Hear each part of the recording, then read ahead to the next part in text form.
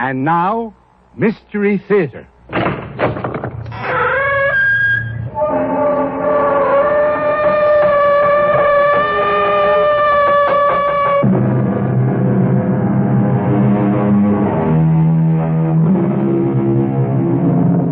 Come in. Welcome. I'm E.G. Marshall. We have a drama for you. An adaptation of a story written long ago. A lady by the name of Mary Wollstonecraft, dead now for a century and a quarter, accomplished in her lifetime two things for which she is well remembered. She married the poet Percy Bysshe Shelley, and she composed the novel Frankenstein. The first brought her misery, the second brought her fame. Though she never married another man, she did write other novels and a goodly number of short stories besides. It is one of these we bring you now.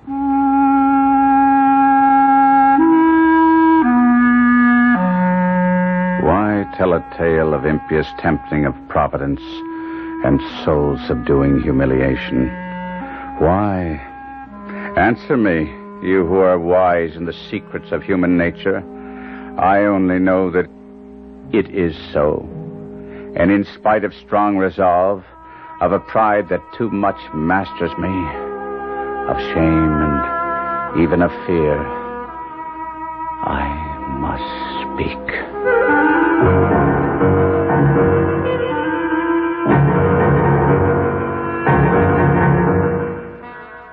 Our mystery drama, The Transformation, was adapted especially for the Mystery Theater by Elspeth Eric and stars Kevin McCarthy.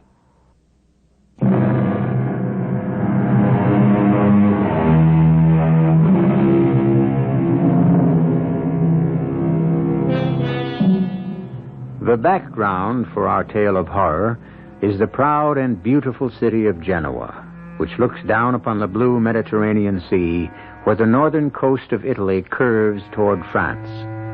It was in Genoa that our hero was born, and on the shore of that sea that his strange adventure, or should we say misadventure, began.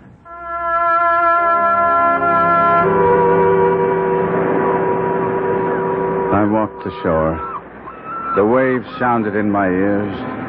The air was gray and dismal, and above the horizon black clouds loomed. The scene reflected my own mood, misery and desperation flooding over me, and a crushing sense of my own helplessness. Memories flitting shadow-like through my tortured mind. Memories of days past when I had lived with my father. I was born with, I freely admit it, a most imperious, haughty, and tameless spirit. The words of our confessor, Father Pellegrini, echoed in my head. Your father seems a tyrant to you, Guido. I know that. But you have no mother, and someone must check the wild impetuosity of your character.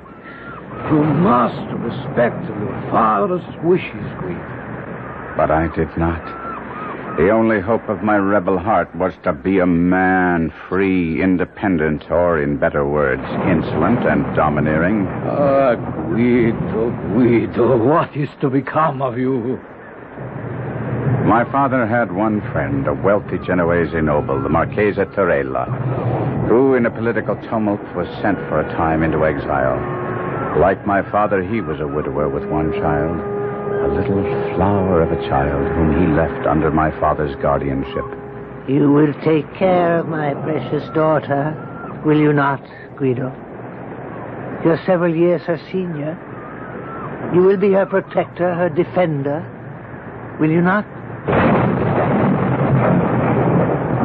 I had only nodded my head, but my heart had said much more. My heart had given glad shouts that this exquisite child was to be put into my care.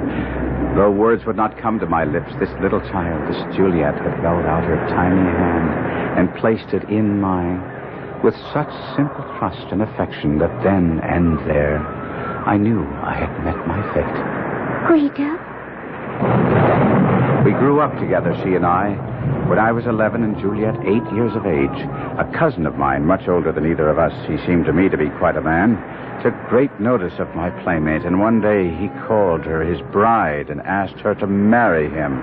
And when she shrank from him, he insisted and drew her towards him. I had watched the odious scene, and with the emotions of a maniac, I threw myself upon him. I strove to draw his sword. Failing in that, I clung to his neck with a ferocious desire to strangle him. Guido, no! Boys! Guido, loosen your hold! I'm ashamed. No, don't try to explain. I know the bully was trying to force himself on our little Juliet, and I know you had to come to her aid, but Guido, had you not been too small to draw his sword from his scabbard, who knows what you might have done? Father? Your actions were a great sin. Come with me to the chapel, and we will pray for your impetuous soul. This I did, and that very night I returned to that same chapel, holding little Juliet by the hand, and in that holy place I profaned her child's lips with an oath that she would be mine forever, forever only mine. Well, those days passed away. After a few years, the Marchesa Torella returned from exile and became wealthier and more prosperous than ever. When I was 17 and Juliet a blossoming 14, my father became gravely ill. As he lay dying, Torella, Juliet, and I stood by his bedside. I know what you seek of me, my friend. That I will take your son to my heart and into my home. You have my word on that. But there is more, is there not, my friend? Yes. You wish me to bestow upon your well-loved son the hand of my equally beloved daughter. That is your wish, is it not, my dear friend? And so it was done. The beautiful child I had so loved from childhood was promised to me against the day when I should be so situated as to claim her for my wife. And now on the rocky and rain-swept shore, as I walked bent over against the rising wind, the memory of these early feelings returned to mock me, torture me, drive me to a distraction I thought I could not bear. My dreams had vanished. Hope had abandoned me. I had been willing to die there on the shore, to let the rain and the cold congeal my blood and freeze my marrow and end at last a life which had become unbearable. Then, all at once, a gigantic flame pierced my eyelids and made me lift my head to look seaward. The spot where I knelt was locked on one side by a rugged promontory. Round this cape suddenly came, driven by the wind, a vessel. In vain the mariners tried to force a path for her to the open sea, but the fierce gale drove her on the rocks. With a frightful shock, the vessel dashed upon her unseen enemy. In a brief space of time, she went to pieces. I covered my face with my hands and wished with all my heart that I could have sunk beneath the waves with those unfortunates. Then, all at once, I looked up. Something was floating towards the shore. Was that a human form? A human being bestriding a sea chest? A fellow creature saved from a watery grave? Was it human? Surely never had such existed before. A misshapen dwarf, I could see it now, with distorted features, a torso as wide as it was long, legs thin as threads and extending an inordinate distance from his body. His arms were the same, and the hands that dangled were tipped with pointed nails that were black all over. By Saint Beelzebub, I have been well measured, and by the feast, here is another ally of the Mighty One. To what saint did you offer prayers, friend, if not to mine?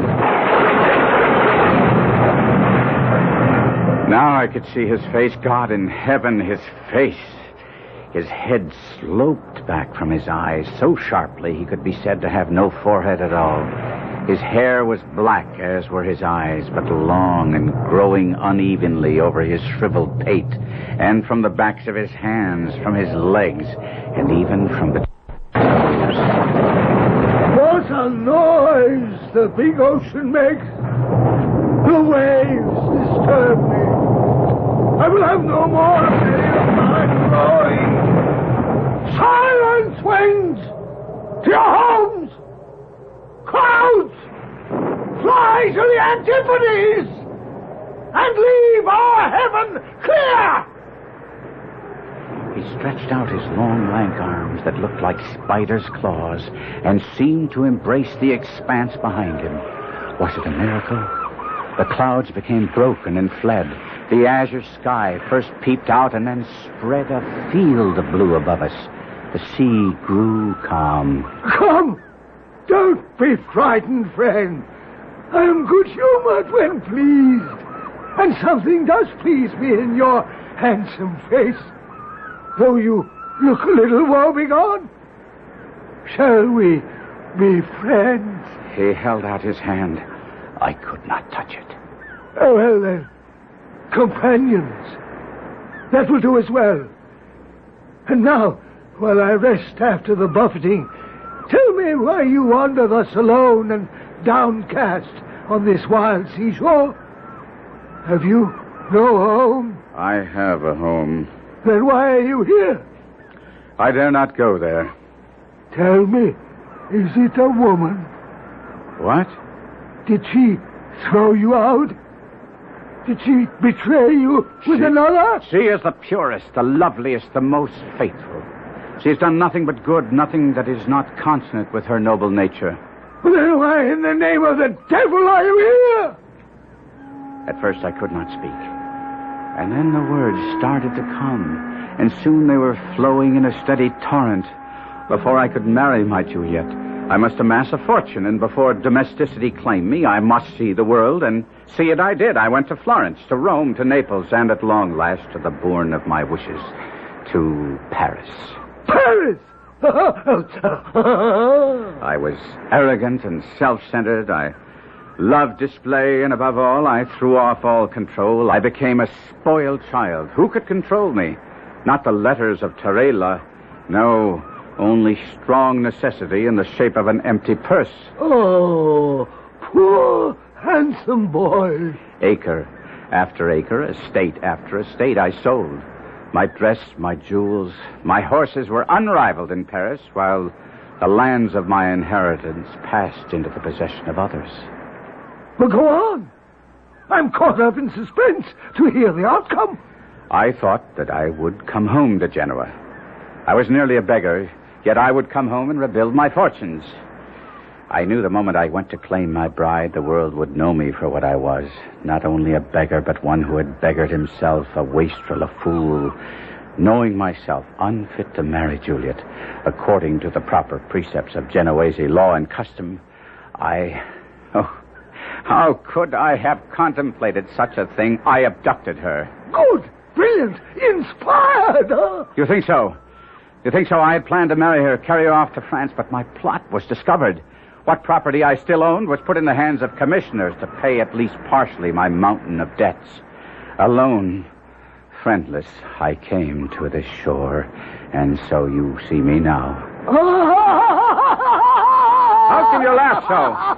How can you humiliate me even further? Do you mean to starve on these rocks and let the birds peck out thy dead eyes, while your betrothed is possessed by another? What would you have me do? Revenge thyself, man. Humble thy enemies. Set thy foot on the old man's neck.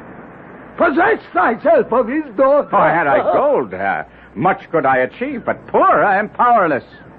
You have noticed the sea chest on which I am seated. It was on that chest that you floated to shore. I shall now dismount. See? A common sea chest, would you say? I have seen many such. But when I press here, when a spring lurks beneath, see what happens. It flies open. Come, closer. Behold. I approached the chest. Holy Mother, what a sight met my eyes. Blazing jewels, ruby, diamond, sapphire, emerald, beaming gold, pale silver. I trembled head to foot. A wild passion swept over me to possess this treasure which gleamed and glittered within the chest. I looked helplessly at the hairy monster who stood watching me through half-closed eyes. His look, his very attitude told me that he had read my deepest thoughts.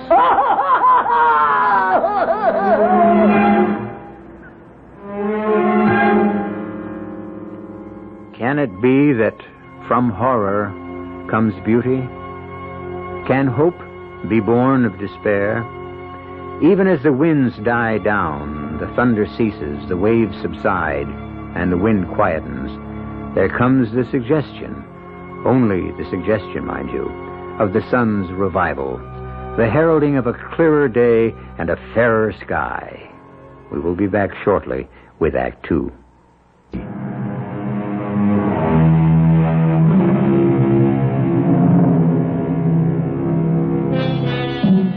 You will remember that we left our despairing hero on the shore of the Mediterranean Sea below the city of Genoa.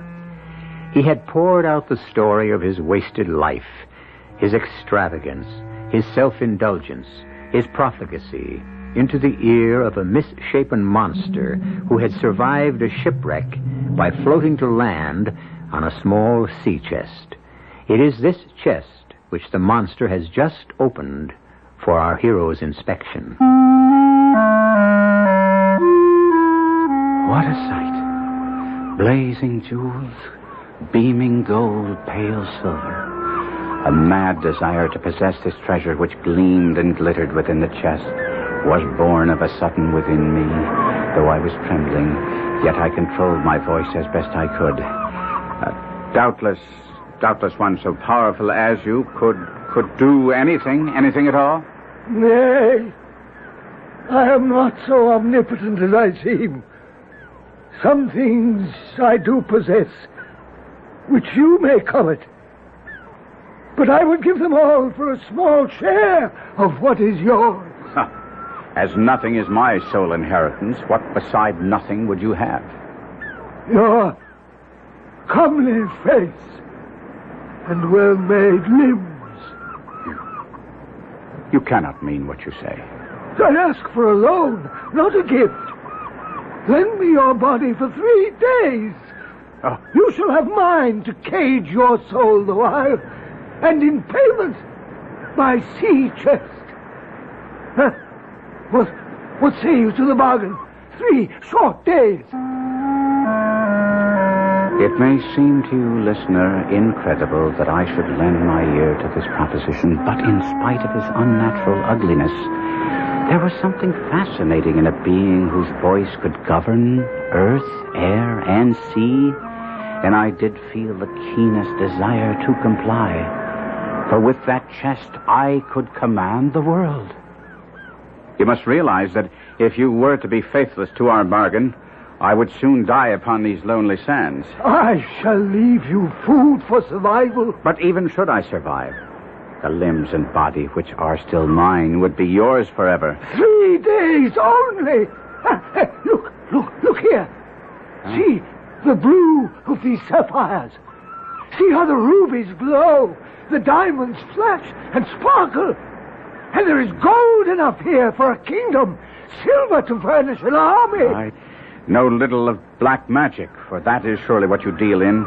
But I have heard that there must be a spell, and you must know it, whereby you, should you play me false, would be obliged to render up what you so unlawfully gained. I mean, my face and form. There is such a spell. And what is that? Your blood and my blood must mingle. Here is a dagger. Show me your wrist. Hold it out to me. I have drawn blood. Now, here is my arm. Take the dagger and cut. I hesitated. It was possible that I contemplated driving the dagger into his heart instead of his wrist, then making off with his treasure, leaving him to die upon the shingles, his with the sand. Or was it that the sight of that bony wrist, that hand with its elongated fingers and their black nails, seemed too repulsive to touch? Cut! Cut I did. I held the horrid hand and drew the dagger across the skinny wrist until the blood flowed freely. Good. Now our wrists must lock together. Let our bloods become one. And so we did. In horrid fascination, I watched his blood and mine mix and mingle, yet not quite did they become one. For while the blood from my wrist flowed crimson, the blood of the monster flowed black. I scarcely knew when he separated himself from me. My eyes were fixed upon the treasure chest. I let the jewels run through my fingers. I caressed the gold. I stroked the silver. But as I did so, I saw my hands. Could they really be mine? Long, black, emaciated fingers with long, black nails? Yes, they were now mine. But I comforted myself only for 3 days. I thought to retire to a cave nearby and there wait out a little time before the monster's return. I picked up the chest awkwardly. So unused was I to my new arms. I entered the cave, set down the chest full of my fortune, and ruminated on my future conduct. I felt a surge of joy, of confidence, and a glad cry escaped my lips. Thank you, my Lord God. Oh, horror of horrors. The voice was the voice of the monster. He possessed not only my face, my limbs, but he had taken my voice itself.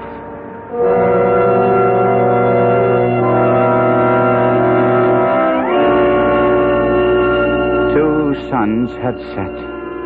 The third dawned, slowly paced the bright orb up the eastern sky. Long it lingered in the zenith, and still more slowly wandered down the west. It touched the horizon's verge.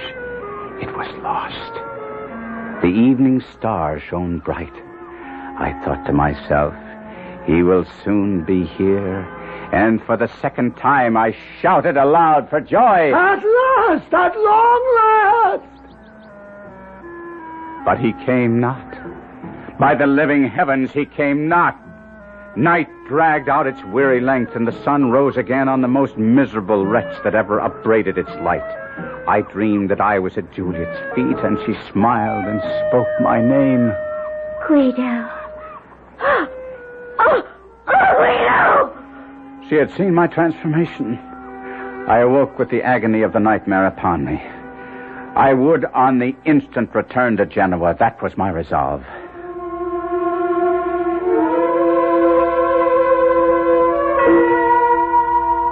I began to walk towards Genoa. I was somewhat accustomed to my distorted limbs. None were ever so ill-adapted for straightforward movement, and it was with infinite difficulty that I proceeded. I tried to avoid the hamlets, for I was unwilling to make a display of my hideousness. But I was not always successful. What is that? Sweet Savior, what is crawling up the path? It's a spider! A spider the size of a man! Maria, get in the house. Quickly! Quickly! I had the wild notion that I might beg at her house for food, for I had brought none with me. But I understood immediately that there would be no food here. No help of any kind. Wait, Maria! Hand me my broom! Be quick! It's starting to run! Give me my broom! With my spindly arms wrapped around my tiny head and my long, crooked limbs carrying me away from her as fast as they were able, I escaped the enraged woman. I stumbled up the cliffs, searching for a cave where I could hide my repulsive body, and I lay panting on the rock. Below me, the splashing sea, the quiet sand, and above, the blue sky of heaven. Bruised in body and broken in soul, I slept.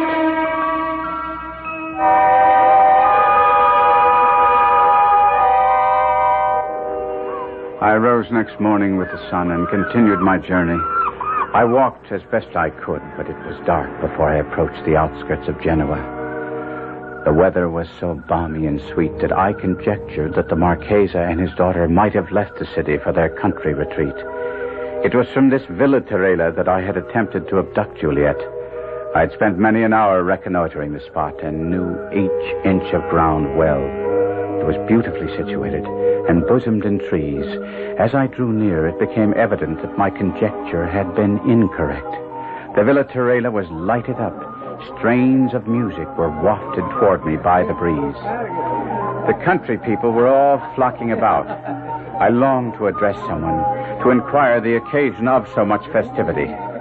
But I thought I might, from some hiding place, hear others discourse, and in some way gain intelligence of what was going on. So, entering the walls that were in the immediate vicinity to the mansion, I found one dark enough to veil my excessive frightfulness. There, amid the shadows, quivering with fright and dread, I heard footsteps. 2 pairs of footsteps approaching along the gravel path. A beautiful night for the gala, Father. A happy omen of tomorrow's ceremony, Marchese. I do believe it will be a blessed union, Father Pellegrini. Do you not? By all the saints, my friend, I sincerely believe it. Guido has changed, Father. He is truly penitent, truly reformed. I feel that. He is the prodigal returned, Marchese. Father Pellegrini, it brought tears to my eyes when he so humbly, yet with such dignity, asked permission to call himself my son. And you pardoned him? Ah, with joy and love in my heart. And fast upon the pardon bestowed on him the gift of my lovely child, my Juliet. You have acted nobly, Marchese, with magnanimity. Wisely, too, I trust, Father. I believe so. My heart died with horror. I had done all this. On the morrow, my once-promised bride was to pledge her vows to a fiend from hell, all because of me, oh merciful God. The anguish was too great to bear, and scarce knowing what I intended, I grasped the dagger that the monster had used to sever both our wrists, and I plunged it in my breast.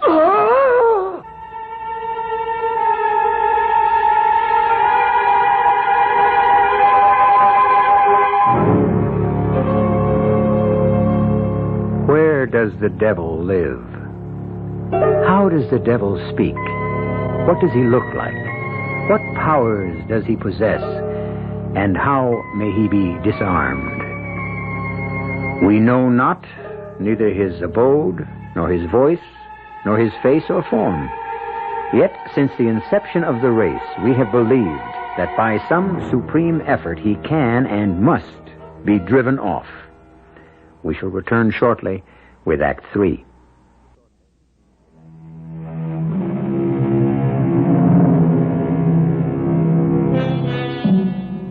Recall with me now, dear listener, how we left Guido, our gallant cavalier, transformed now into the shape of the most repellent monster, hiding in the shadows of the Villa Torella, where he heard the Marchese Torella and Father Pellegrini discuss the marriage on the morrow.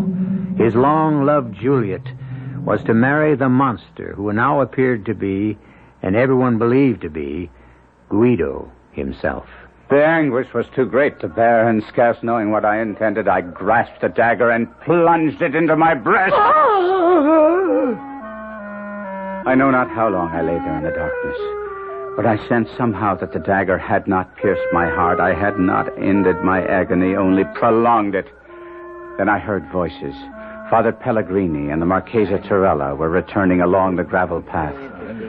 I had wounded myself badly, and too weak to move, lay directly across the path where they could not fail to see me.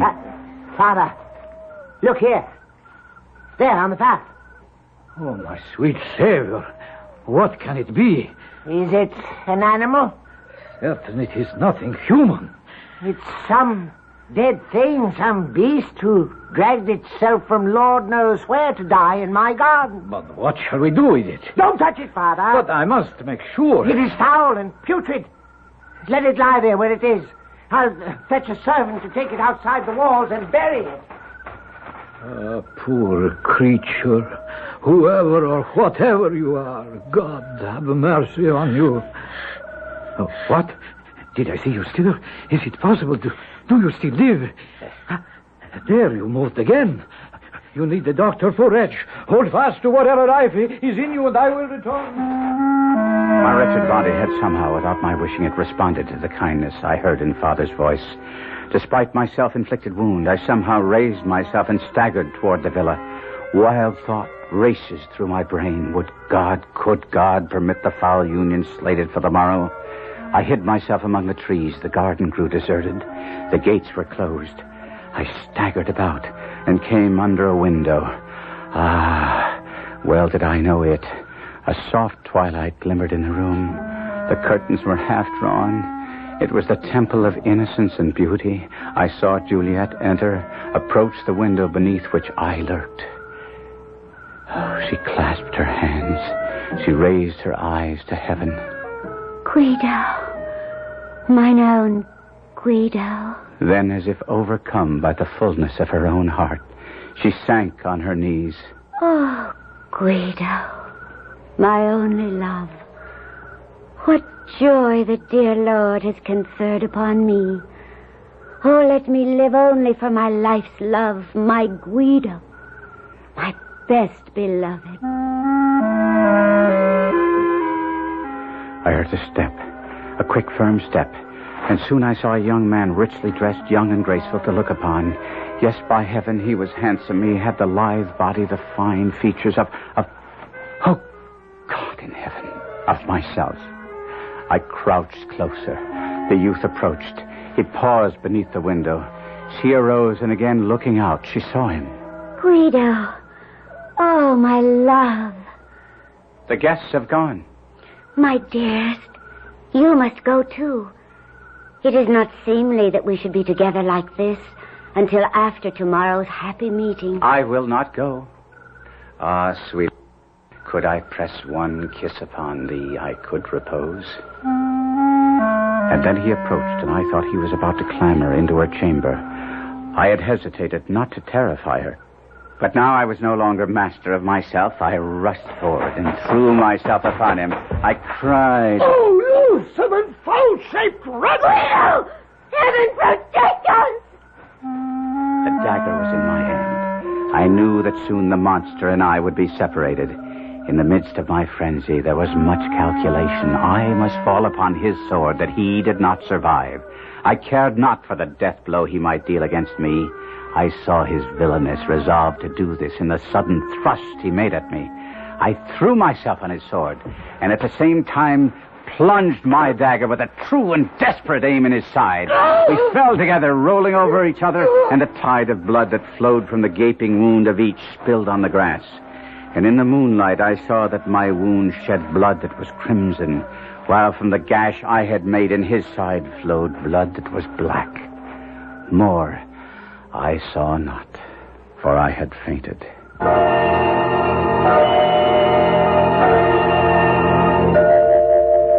I returned to life, weak almost to death. I found myself stretched upon a bed. Juliet was kneeling beside it. My Guido. Oh, thank heaven you live. Juliet. My love. The voice in which I spoke was mine own. Mine. Not the horrid screech of the monster, but mine own. My dearest one. My sweet love, I have a strange request to make of you. Anything, my heart. Bring me a mirror. A mirror? I must have a mirror. Oh, do not agitate yourself, my darling. I will fetch you a mirror. But you must not be shocked at what you see. Quickly, quickly. Here it is. Give it to me. You are wan and pale after last night's encounter. How? By the mass, I think myself a right proper youth. Your color will return. Do not condemn me. No one knows better than I the value of his own body. No one, probably, except myself, after having had it stolen from him. Whatever are you saying? Are you feverish? Perhaps a little. I have endured much. Are you strong enough to see anyone? My father and Father Pellegrini are just outside the door. Ask them to come in. They are so happy that you are recovering. Do come in. He is anxious to see you. Guido, my boy. Marchese. You look well, Guido. A little pale, that's all. The doctor says that in a few weeks' time you will be up and about. And well enough for the wedding ceremony. Do you have any pain? None at all. Oh, hardly any. And what small pain I may feel, all is washed away by the happiness in my heart. The monstrous creature you killed last night. He is dead. We believe you mortally wounded. You believe? You do not know? There was nothing but a pool of blood. What color was the blood? What color? Why, scarlet red, like any blood. Why do you ask? No reason. There's no reason that I can give you on the instant. And then we heard Juliet calling for her father, and we hurried to her room. And outside her window, we found you. 2 deep wounds in your breast, but, praise God, still breathing. I told them how this black monster had sprung out of the darkness with a dagger in his hand. How you had drawn your sword. Wait, all of you. Where is this black monster now? Is he still beneath the window, or has he been carted away? We never found him. Never saw him again. Doubtless he crawled away to die outside the gates. None of the villagers ever caught sight of him. None. We have inquired of all who were there. Oh, Guido, my dearest, why trouble yourself? I wish to know that he is dead. But why, my darling? One day, when I am stronger, I shall tell you, and you too, Marchesa, and you, Father, all I know of the monster.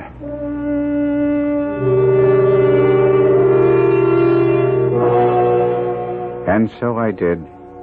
Incoherent as it may have sounded, some weeks later, I talked first to Juliet of the monster and his crimes.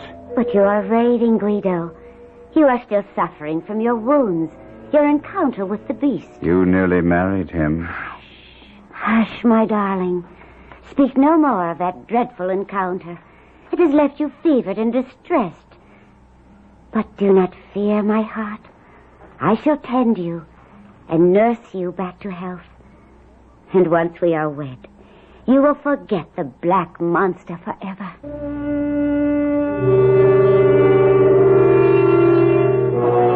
I did not forget so quickly. I talked next to my future father-in-law, the Marchesa Tarella, who gave more credence to my story. It was the fiend himself, Guido, there can be no doubt. Ah, what a trickster he can be. We all know that. Indeed he can.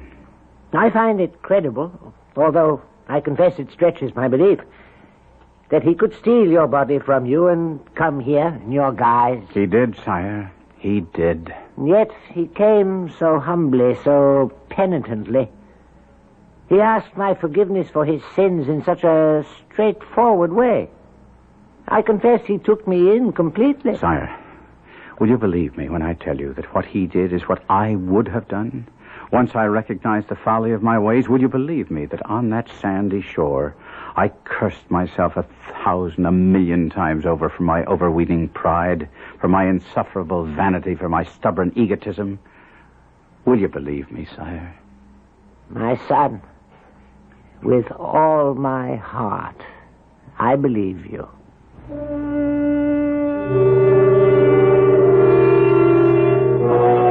But when I told Father Pellegrini the story entire, his idea differed from either Tarella's or Juliet's, and it is his interpretation of the strange events that I most favored, and favor to this very day. I am of the opinion, Guido, that it was not the fiend, nor any demon, who made the fateful bargain with you that day, your body in exchange for his wealth. No, I think it might rather have been a good, not an evil spirit, sent by your guardian angel to show you the folly of your pride. I did not again visit that strip of sand where I met the monster, nor did I seek for the treasure. The work of my bodily cure and my mental reform went on together. I have never, it is true, wholly recovered my strength.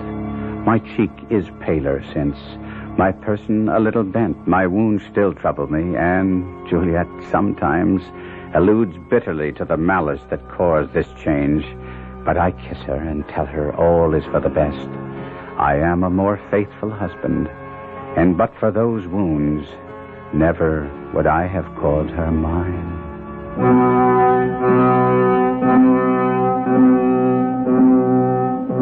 Which interpretation of Guido's story do you favor? Juliet's, the Marchesa Torella's, or Father Pellegrini's?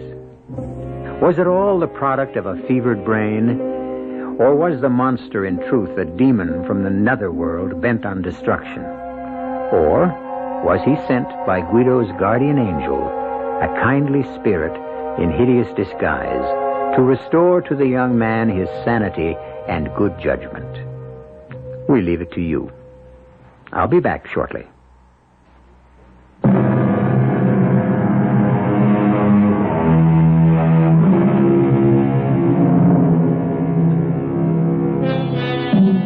We have said that each one of you may opt for whatever explanation of our story you prefer.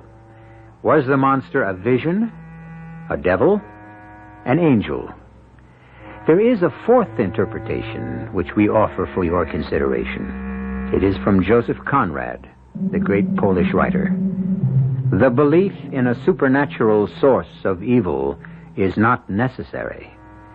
Men alone are quite capable of every wickedness. Our cast included Kevin McCarthy, Robert Dryden, Ian Martin, and E.V. Juster.